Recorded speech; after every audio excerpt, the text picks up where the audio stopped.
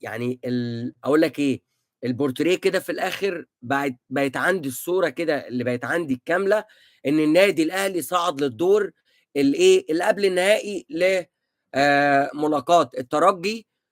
في البطولة ال11. هتيجي دلوقتي أو تيجي يعني الآن تتكلم على إنه لأ، إحنا ضعاف والّا إحنا ما عندنا، لأ بالعكس. أنت لو تفتكر كولر ليه، أو لو أنت حطيت عقليتك، يعني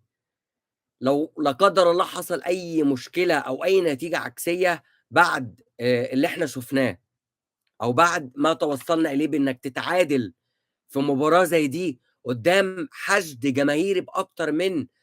60,000 متفرج في الملعب، ويعني ضغط رهيب جدًا، وكمان عندك غرفة VAR، يعني في أمور